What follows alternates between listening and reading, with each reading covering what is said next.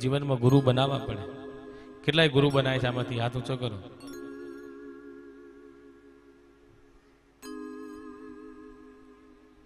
ગુરુ ના બને એને શું કહેવાય ખબર? આપણે ગયડાઓ કહેતા, શું કહેતા? એના ઘરનું કે પાણીએ ના પીએ. પણ અત્યારે ગુરુ બનાવવામાં મજા છે, મોટી ઉપાધિ અહીંયા.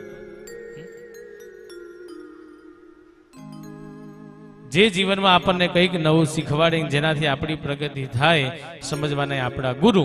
અને આજે જેને ગુરુ નથી બનાય એને બધાને ગુરુ બનાવી દઈએ. કારણ કે ગુરુ ના બનાય એને ગુરુ કોણ કહેવાય ખબર છે?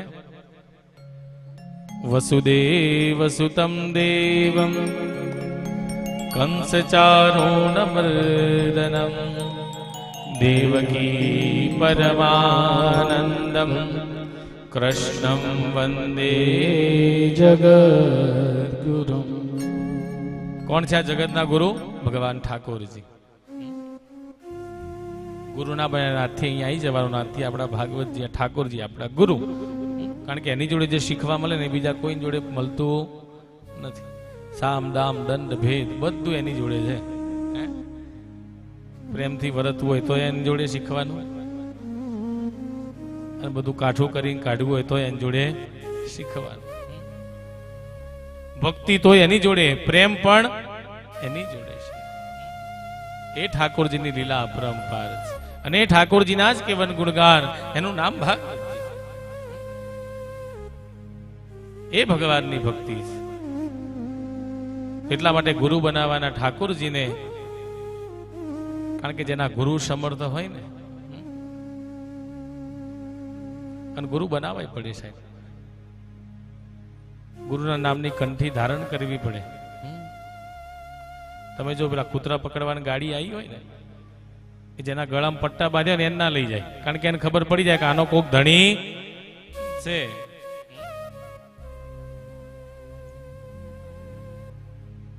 એમ જ્યારે યમના દૂતો આવે ને, જો ગળામાં કદાચ કોઈક વૈષ્ણવ હોય એને બ્રહ્મ સંબંધ લીધા હોય તો ભગવાનની કંઠી ધારણમાં કરી હોય, કોઈક સ્વામિનારાયણ સંપ્રદાયમાં જોડ્યું તો એને કંઠી ધારણ કરી હોય, કોઈક વૈષ્ણવ હોય, કોઈક શિવપંથી હોય તો એને રુદ્રાક્ષ ધારણ કર્યા હોય, જો આ ધારણ કરેલા યમના દૂતો જોવે એટલે સમજી જાય કે આમનો કોઈક ધણી છે, એને આપણે અડવાનો અધિકાર છે નહીં. એટલા માટે ગુરુ બનાવવાના.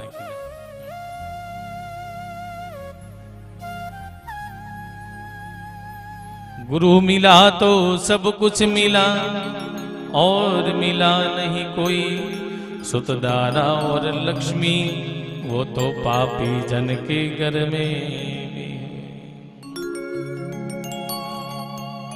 वैभव હોય એને જ ગુરુ બનાવાય એવું નથી.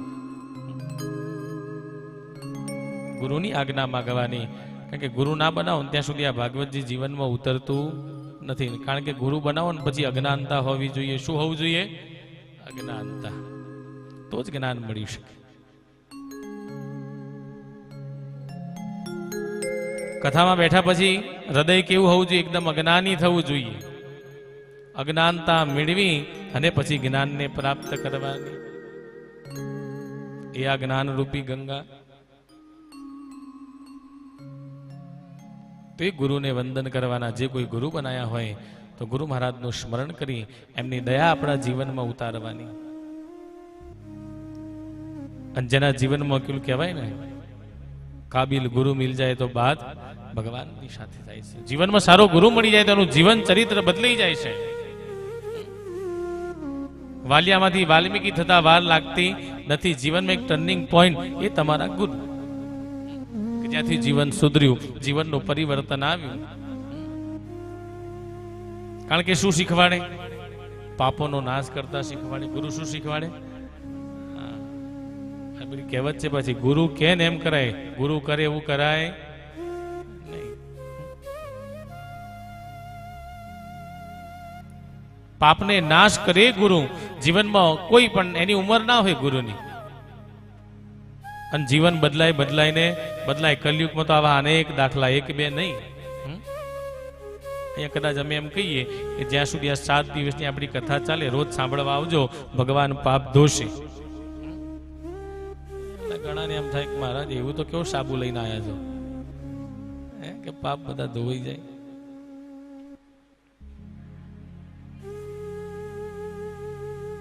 કારણ કે આ તન નહીં, મનને શુદ્ધ કરે છે. કોને શુદ્ધ કરે?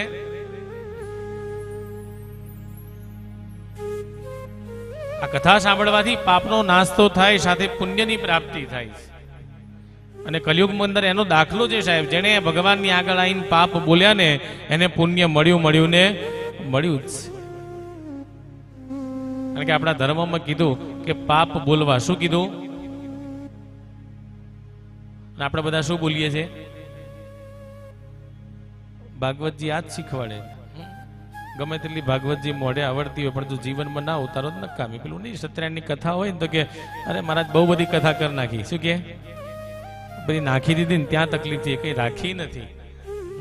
આ કથા રાખવાની છે.